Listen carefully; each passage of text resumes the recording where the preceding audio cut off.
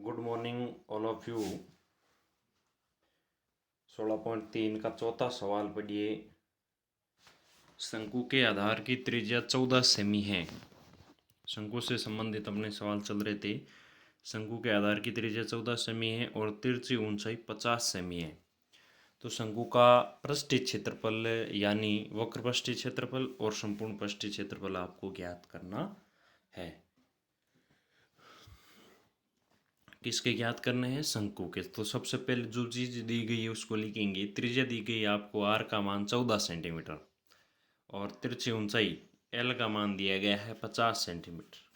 सबसे पहले ज्ञात करेंगे शंकु का वक्र पृष्ठीय क्षेत्रफल। शंकु के वक्र पृष्ठीय क्षेत्रफल का सूत्र क्या होता है? पाई आर एल। पाई यानी 22/7 इंटू आर यानी 14, एल यानी 50। 7 से ये कट गया 2 बार, 2 को 22 से 22 इंटू 2 इंटू 50, 50 इंटू 2 हो गए 100, 100 को 22 से गुणा किया 2200 सेंटीमीटर स्क्वायर। ये आ गया आपके शंकु का वक्र पृष्ठीय क्षेत्रफल जिसकी त्रिज्या 14 सेमी है और तिरछी ऊंचाई एल का मान कितना है? 50। तो उसका वक्र पृष्ठीय क्षेत्रफल कितना आ गया? 2200 सेंटीमीटर स्क्वायर। अगला सवाल इसी का अगला है कि आपको त्रिज्या 14 और एल है 50, तो आपको ज्ञात करना है शंकु का संपूर्ण पृष्ठीय क्षेत्रफल। शंकु के संपूर्ण पृष्ठीय क्षेत्रफल का सूत्र क्या होता है? पाई आर कोष्टक एल प्लस आर। यही होता है पाई यानी 22/7 इंटू आर यानी 14 कोष्टक एल का मान कितना है? 50 प्लस 14। एल का मान 50 और आर का मान कितना है? 14। 7 से 14 कट गया 2 बार, 22 इंटू 2 इंटू 50 और 14 जोड़ दिया 64। 22 को 2 से 44 इंटू 64 हो गया 2816 सेंटीमीटर स्क्वायर। शंकु का संपूर्ण पृष्ठीय क्षेत्रफल का मान कितना आ गया?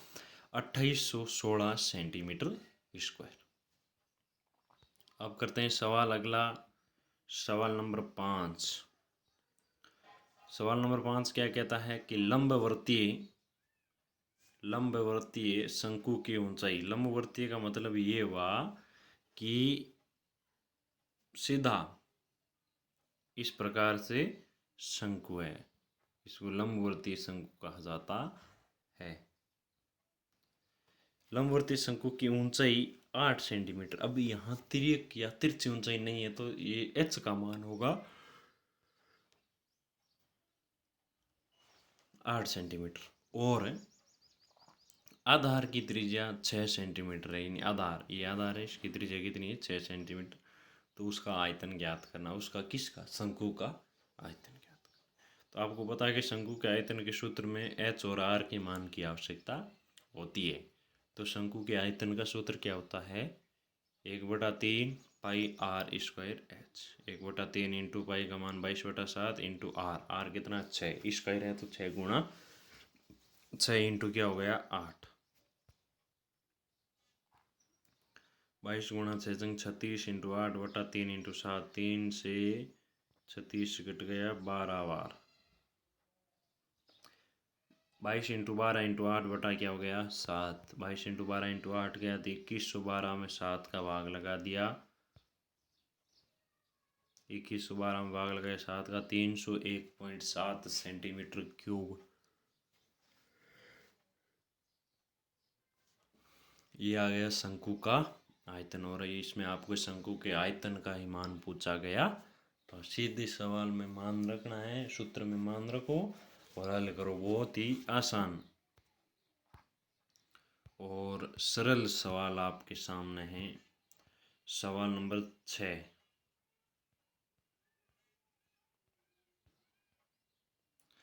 6 नंबर क्या कहता है कि एक शंकु के वक्र पृष्ठीय क्षेत्रफल 1884.4 मीटर स्क्वायर है। शंकु का वक्र पृष्ठीय क्षेत्रफल का मान कितना है? 1884.4 मीटर स्क्वायर तथा इसकी तिर्यक ऊंचाई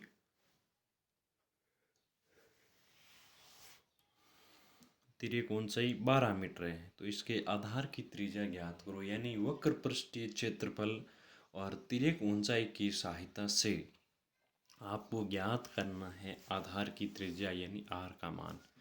तो दिया हुआ क्या है, शंकु का वक्र पृष्ठीय क्षेत्रफल 1884.4 मीटर स्क्वायर और तिर्यक ऊंचाई एल का मान कितना दिया गया है, 12 मीटर। अब आपको पता है कि शंकु के वक्र पृष्ठीय क्षेत्रफल का सूत्र क्या होता है, पाई आर एल बराबर 1884.4। पाई का मान 22/7, आर का मान ज्ञात करना, एल का मान कितना हो गया 12 बराबर 1884.4। अब आर का मान ज्ञात करना है, तो 22 × 12 उधर जाएगा तो भाग में और 7 इधर आएगा गुणा में। 1884.4 × 7 बटा 22 × 12 13,190.8 बटा हो गया 264।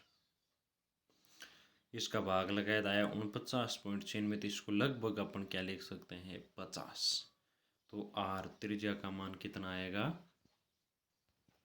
50 सेंटीमीटर। आपको इसके अंदर है वक्र पृष्ठीय क्षेत्रफल और तिर्यक ऊंचाई की सहायता से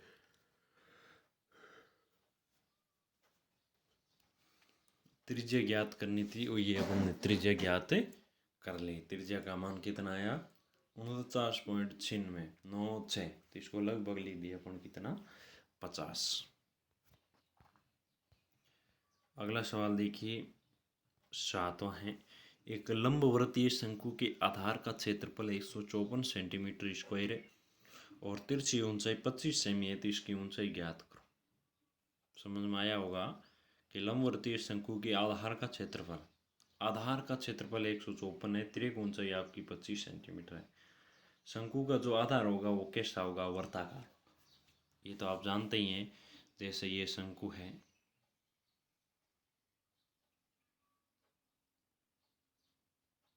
ये आपके आधार है, तो ये आधार कैसा है, वर्ताकार है।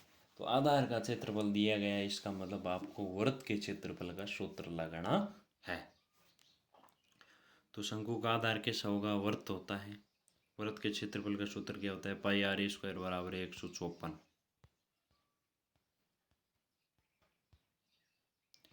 पाई आर स्क्वायर बराबर 154, 22/7 इंटू आर स्क्वायर बराबर 154, 22/7 उधर जाएगा तो 7/22, 154 इंटू 7 22 से 154 कट गया 7 बार, 7 7 49, आर स्क्वायर बराबर 49, आर बराबर अंडरूट 49 बराबर कितना आ गया, 7 सेमी। यानी त्रिज्या का मान आ गया 7 सेमी। अब अपने को एच का मान याद करने के लिए एल और आर दोनों की ज़रूरत होगी। तो एल अपने पास दिया हुआ था और आर अपने पास है, याद कर लिया।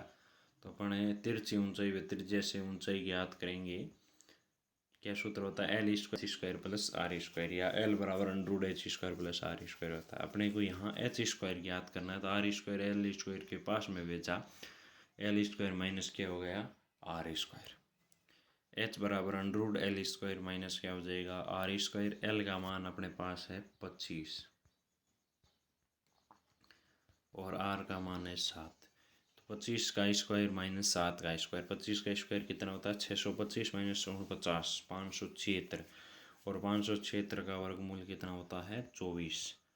तो ये आपके हो गया, एच का मान कितना आ गया, 24। 576 का वर्गमूल आपको ज्ञात करना आता है। ये भाग भी दिशा में बताता हूँ, देखो कैसे करना है। 576, एक जोड़ा 76 का बन गया, एक 5 का, 0 5 लगा दो, 2 और गुणा 2, यहाँ क्योंकि 5 है, 2 गुणा 2 कितने होते हैं, 4। 5 में से 4 का 1 ऊपर जोड़ उतार दिया, 76, 2 और 2 जोड़ दिया 4। अब यहाँ 4 लिख कर उसको चुम्बड़ इसको 4 से गुणा करेंगे तो कितना आएगा, 176।